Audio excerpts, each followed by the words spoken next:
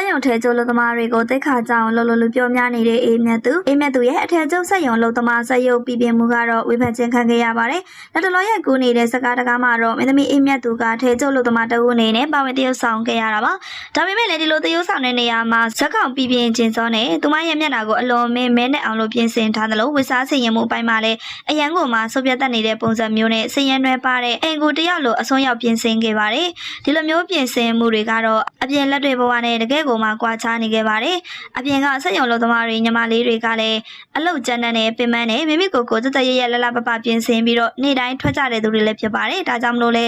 အေးမြတ်သူရဲ့တရုပ်ဆောင်မှုကတော့သူတို့ရဲ့ဘဝကိုတယောထားသလိုဖြစ်နေပြီးတော့အလုတ်သမားတွေရဲ့ဂုဏ်သိက္ခာကိုကြာဆင်းစေတယ်ဆိုကပြပြထန်ထန်ဝေဖန်ခြင်းခံခဲ့ကြပါတယ်။ဒီကိစ္စနဲ့ပတ်သက်ပြီးတော့လဲပရိသတ်တွေကတော့အရင်ကထဲကျုပ်လုတ်သားအဖြစ်နဲ့တရုပ်ဆောင်ခဲ့မှုတဲ့မင်းသမီးမိုးဟစ်ကိုနဲ့ပါအပြန်ရှင်ပြီးတော့ပြောဆိုလာခဲ့ပါတယ်။မင်းသမီးမိုးဟစ်ကိုတော့ကတော့အခုလိုမျိုးစုပ်ပြတ်အောင်မလုပ်ဘဲနဲ့မြန်မာဆန်တနက်ခါပပလေးနဲ့တဘာဝကြကြတရုပ်ဆောင်နိုင်ခဲ့လို့ပြပြနဲ့လို့အားလုံးကတော့လက်ခံထားခဲ့ကြပါတယ်။ပရိသတ်တို့ရဲ့အိမ်မက်သူရဲ့ထဲကျုပ်စရုပ်ကတော့တကယ်ပဲစက်ရုံသမားတွေကိုတိတ်ခါကြစေလားဆိုတာခေါမမရေးပေးခဲ့ကြပါနော်။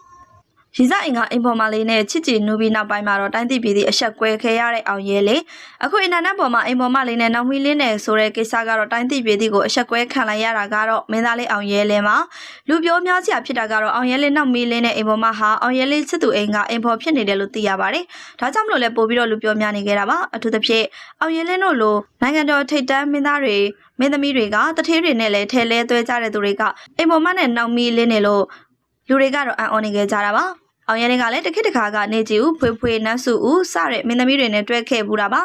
မင်းသားအောင်ရည်လင်ကတော့မြန်မာနိုင်ငံမှာယောက်ျားပြည်သားဆုံးမင်းသားတစ်လက်ဖြစ်ပြီးတော့ခန္ဓာကိုယ်ချိုးစားမျက်နှာမူရာကစနိုင်ငံခြားမင်းသားလိုမျိုးမိမိုက်နေကြတာပါဒါကြောင့်မလို့လေထိတ်တန်းမင်းသားမင်းသမီးတွေကတက်တက်လို့ကိုအားပေးချစ်ခင်နေကြတာပါအခုနောက်ပိုင်းမှာဆိုရင်တော့မင်းသားအောင်ရဲလင်းဟာမန္တလေးကထိတ်တန်းတထေးမကြီးဟိုတယ်ပိုင်ရှင်တယောက်နဲ့တွဲနေတာကိုတရားဝင်ချပြလာခဲ့ပါတယ်။အခုတစ်ခါမှာတော့အောင်ရဲလင်းဟာသူ့ချစ်သူဟိုတယ်ပိုင်ရှင်အိမ်ကအိမ်ဖော်နဲ့နောက်မီးလင်းနေတယ်လို့ပြဿနာတက်ကချစ်သူနဲ့လမ်းခွဲလိုက်ရပြီလို့ဆိုခဲ့ပါတယ်။ဒါကြောင့်မလို့လဲလူတွေကတော့အောင်ရဲလင်းနေနဲ့မင်းသားတယောက်ဖြစ်ပြီးဒီလိုမလုပ်သင့်ဘူးဆိုကပြောဆိုနေကြကြတာပါ။အနုပညာလောကမှာအကယ်ဒမီမရသေးပေမဲ့လည်းအောင်ရဲလင်းရဲ့ရှိန်ဝါကတော့မသေးလာပါဘူး။အောင်ရဲလင်းကတော့ Star Kid တဲကနေပြီးတော့ Korea Style နဲ့ချော်မောလာပါတဲ့ရုပ်ရည်ကြောင့်နာမည်ကြီးမင်းသားတယောက်ဖြစ်လာခဲ့ရတာပါအခုချိန်ထိလည်းပွဲတက်တွေမှာအောင်ရဲလင်းကိုတွေ့မြင်ရပြီးတော့အခုချိန်ထိအောင်ရဲလင်းကတန့်ပြန်ပြီးချော်မောနေပြီးတငယ်ချင်းတွေဖော်ရတငယ်ချင်းတွေကိုလည်းဖော်ရွေတက်သူလည်းဖြစ်ပါတယ်အောင်ရဲလင်းကတော့မန္တလေးကတထေးမကြီးတယောက်နဲ့တွဲနေခဲ့တာဖြစ်ပြီးတထေးမကြီးသူ့ထက်အသက်များကြီးပိုကြီးတာကြောင့်ပရိသတ်တွေကတော့ဝေဖန်ခြင်းခံခဲ့ကြပါတယ်အောင်ရဲလင်းကတော့ဘသူတွေကပဲဝေဖန်တထေးမဘက်ကမို့အရန်ချစ်တဲ့သူကြီးလို့ထင်ကြပေမဲ့လည်းအခုတစ်ခါမှာတော့သတင်းထွက်လာတဲ့အခါမှာ